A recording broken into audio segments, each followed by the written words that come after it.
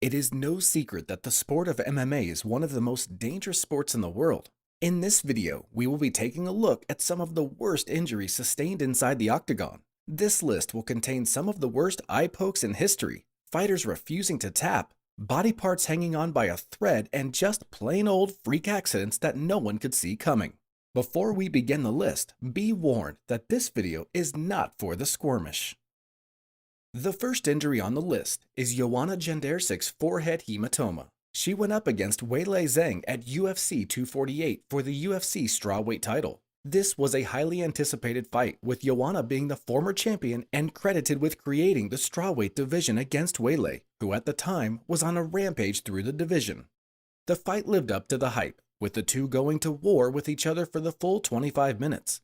In the third round, Weili landed a solid right hand onto Joanna's forehead that gave her a hematoma. By the beginning of the fourth round, everyone, including the commentary team and audience, had noticed Joanna's forehead. As the fight continued, Joanna took more damage on the forehead, which led to it growing even more. By the end of the fight, the hematoma had become massive, leaving Joanna almost unrecognizable. The fight was incredibly close, with it being able to go either way. The judges gave the win to Weili via split decision, and the fight was awarded the Fight of the Night bonus. For the next couple of days, Joanna claimed to have lost vision in her left eye, but was thankfully able to make a full recovery within the week. The second item on the list is Anderson Silva's leg snap during his bout against Chris Weidman. Before his first fight against Weidman, Silva was on a 16-fight winning streak within the UFC, with 11 of those being title defenses. He was a big favorite coming into his first fight against Weidman and was showboating throughout the fight. Unfortunately for Silva, he paid the price and was knocked out. In their rematch 5 months later at UFC 168, Weidman gets off to a good start with an early takedown and throws heavy hands. Silva stayed busy doing damage from the bottom position. In the second round, Silva throws a leg kick that was checked by Weidman. His shin snapped in half and the ref instantly stopped the fight. There was controversy surrounding the fact that Weidman was celebrating his win while Silva was on the ground in agonizing pain.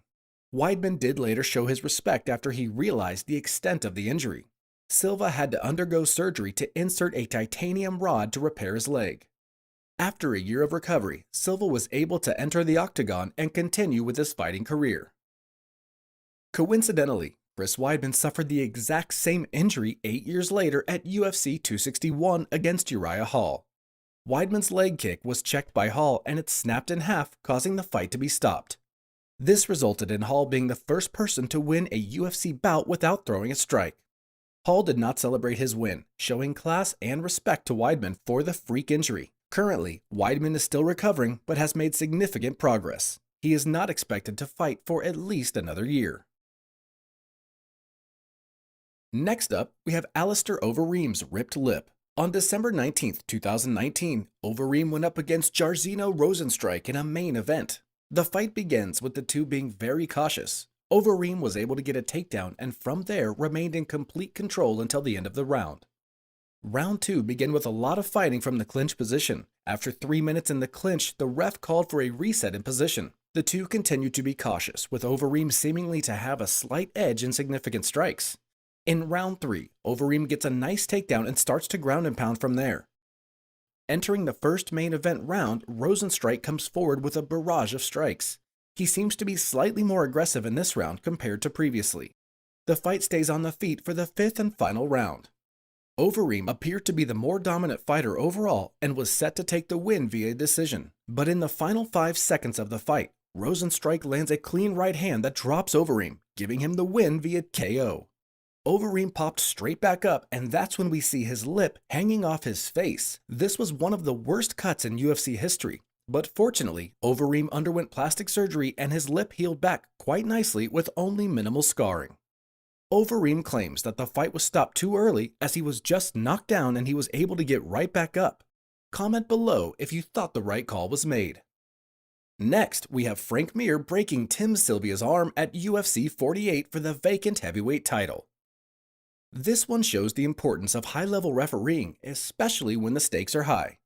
The fight begins with Silva taking Mir down to the ground. From here, Mir was quick to lock in an armbar and snapped Sylvia's arm. Herb Dean was quick to notice the pop and stop the fight.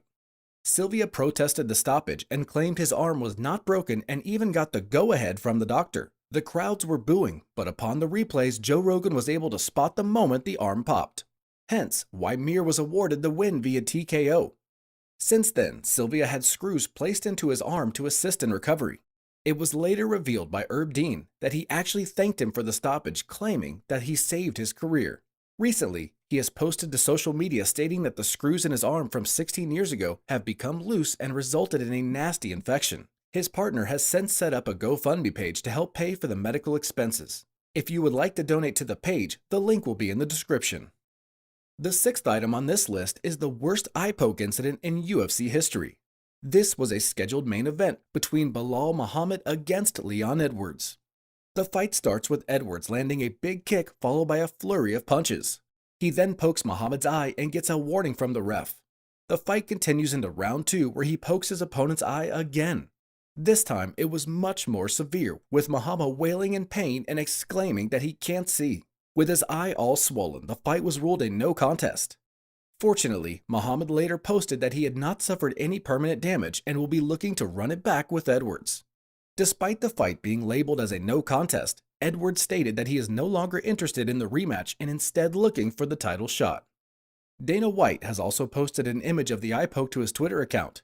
This incident has sparked the old debate on the need of better designed MMA gloves to reduce eye poke accidents. Next up, we have Leslie Smith against Jessica Eye at UFC 180. Right off the bat, Jessica comes out aggressive and appears to be much faster than Leslie. Towards the end of the fight round, she lands a shot onto Leslie's cauliflower ear, causing it to explode on impact. She continues to dominate Leslie and we see blood pour everywhere. In between rounds, we see Leslie's ear dangling while they are attending her. The fight continues into the second round, but not for long. Herb Dean calls for a timeout, and with her ear looking like it can literally tear off at any second, the fight was called off. Leslie can be seen protesting the stoppage, to which she later claims was because she couldn't feel any pain in her ear, but upon seeing the replays completely understands why the fight was stopped. Backstage, the doctor took 1 hour to stitch up her ear, and she has since been medically cleared to fight in the octagon again.